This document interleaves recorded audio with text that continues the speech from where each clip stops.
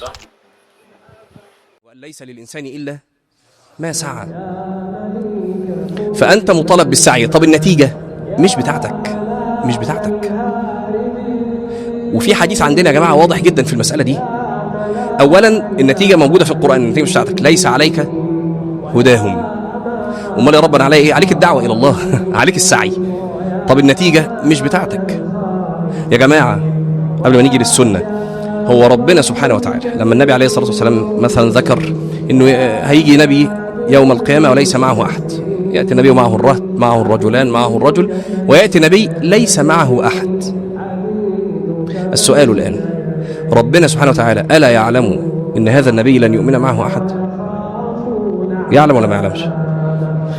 طب بقانون النتائج ما يرسلوش بقى، أو يرسلوا لإقامة الحجة ويموت بعدها بشهر وأقام الحجة؟ ما هي الحجة تقام بإيه يا جماعة؟ إنك تعرف إن في، تسمع إن في إله وفي دين اسمه كذا، قامت عليك الحجة خلاص. ليه بقى يفضل قاعد سنين بيدعو؟ لأن احنا غير متعبدين بالنتائج. والنبي ده اللي هو دعا ولم يستجب له أحد ما كانش يعرف إن لن يستجيب له أحد. ربنا يا جماعة بيربينا احنا. ما تنشغلش بالنتيجة. واحنا مش عاوزين نسهب زي ما نقول في كل عقلية عشان نلحق نخلص. لكن حديث عجيب جدا: إذا قامت القيامة وفي يد أحدكم فسيلة فإن استطاع أن يغرسها فل. ليه؟ ليه تغرس فسيلة والقيامة بتقوم؟ هي الفسيلة دي هتعمل ايه يعني؟ القيامة بتقوم، تغرس فسيلة ليه؟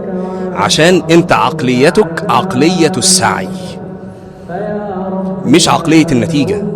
اغرس الفسيلة. طب ايه النتيجة؟ مالكش دعوة بالنتيجة، انت مأمور بغرس الفسيلة، فاغرس الفسيلة. الحقيقة بقى كنا في الفيديو اللي فات جبنا يلا سموذي وقلت هجربه معاكم، فاحنا عملناه. هو بس هو ده الشكل بتاعه، هو بس خف عشان التلج ساح، بس هو خف. لكن هو اوفر اول هو حلو على فكرة يا جماعة، طعمه لذيذ جدا، شربت حبة حلوين. بس هو مش ليمون بالنعناع، هو نعناع بليمون، يعني نعناع كتير جدا وليمون هو اللي بسيط. احنا بنعمل العكس في البيت، نحط الليمون كتير جدا ونعناع قليل، لكن ده نعناع بليمون. بس اوفر اول هو حلو، هو عجبني بصراحة، وعجب مامتي وعجب اختي كمان، وعجبنا كلنا في البيت عموما. كلنا قلنا ان هو نفس الفكره بتاعتي، اللي هو نعناع بليمون، وليمون بنعناع عادي يعني.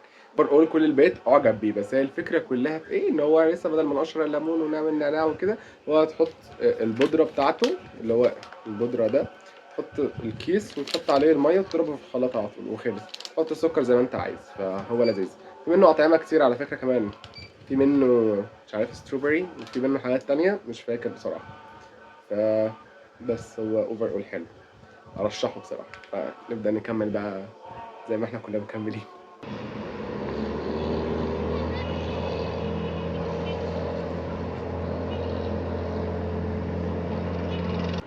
ثم أورثنا الكتاب الذين اصطفينا من عبادنا فمنهم ظالم لنفسه ومنهم مقتصد ومنهم سابق بالخيرات بإذن الله ذلك هو الفضل الكبير.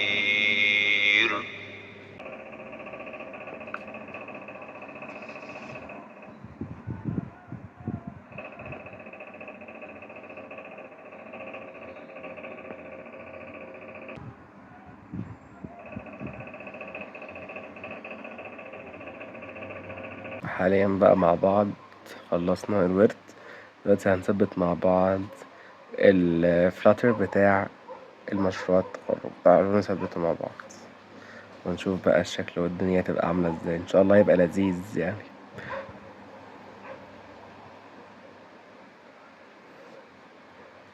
بسم الله. تعالوا كده نبعد.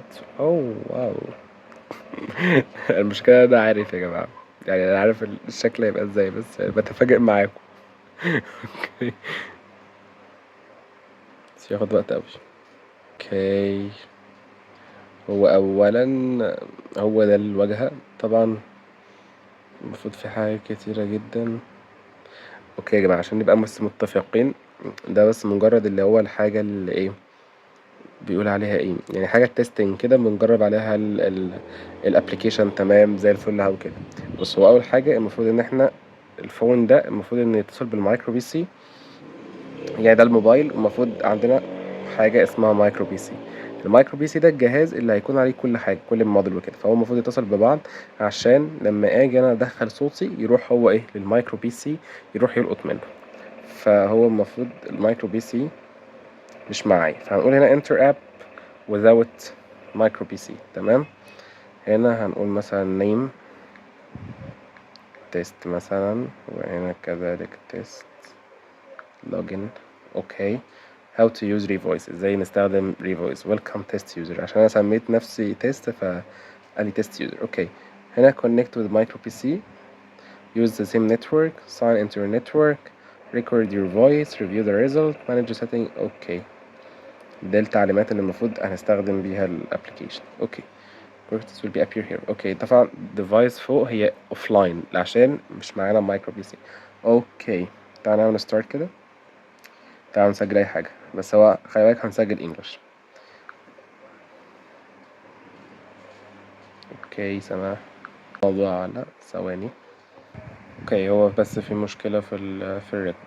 بصوا عندنا هنا في السيتنجز الدارك مود، فنجرب الدارك مود كده. اوه اوكي، برضو الدارك مود في كله. اوكي بيقفل، سوري، هيفتح تاني.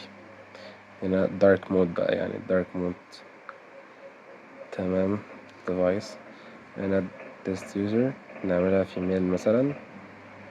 انت بنحاول ان احنا نحط صورة. طبعا هو التابلت اعتقد ان انا مش عندي فيه صور عموما، بس هنشوف في اي صور يعني. نحط مثلا سايكل كولر دي او كولر سايكل. اوكي، save changes مثلا provide update. اوكي، تعال نرجع كده نشوف هل updated ولا لأ. لذيذ. بعد كده ممكن change password. current password بتاعنا مثلا كنا مسمينه test. new password مثلا نسميه nn test. confirm nn test. اوكي، save. تحت انتوا مش شايفين، هو تحت هنا الباسورد بيقول لي change تمام يعني. اوكي اوكي، بعد كده انا عملت في ميل save changes عشان اوكي اوكي. ايه تاني، تعالوا نجرب حاجة تانية، نحاول ان احنا saved recording. ده الريكوردنج اللي هيبقى saved ان شاء الله في المايكرو بي سي. انا مش عارف انتوا شايفينه ولا لا بصراحة. ثواني، تعالوا نرجع تاني. اوكي، عادي تشوفوني كده كده سهلة يعني. ونعمل نعمل له احسن ده. تمام، disconnected device remove saved IP and return to disconnect. طبعا هو already ماما disconnect عشان احنا مش معانا قلنا مايكرو بي سي قبل كده. اوكي، فكونتينيو تحت. اوكي، يعني no problem في الموضوع connected address. المفروض ان المايكرو بي سي نفس الادرس اي بي ادرس ده، المايكرو بي سي هيبقى نفس الادرس. اوكي، وده الفويس هيستوري اللي هو المفروض ان هو يبقى متسجل وبس. هو ده الابلكيشن البسيط بتاعنا. ده السيفد ريكوردنج اللي برضو اللي هو متسيفد، بس احنا طبعا مفيش حاجة. فبس هنحاول ان احنا نعالج مشكلة ان هو مش راضي يعمل ريكورد حاليا وبس اوفر اول لذيذ.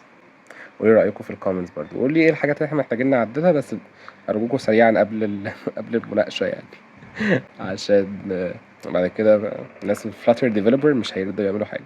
طبعا برضو عايزين نشكر علي وربيع، هما اللي عملوا الفلاتر بصراحة. فاوفر اول هو كويس. بس وده كان الابليكيشن. دلوقتي بقى خلاص الساعة بقت 12 بالليل، فهنقوم نعمل نايت سكين كير روتين وبس كده، وخلصنا فلوجة اليوم. يا رب تكون عجبتكم، وقولوا لي تحبوا الفلوجات التانية تبقى عن ايه او الفيديوهات التانية تبقى عن ايه. وبس ان شاء الله تكونوا استفدتوا 1%، وان شاء الله اشوفكم في الفيديو الجاي. وقولوا لي رايكم في الابلكيشن في الكومنتس. يلا باي باي، تصبحوا على خير.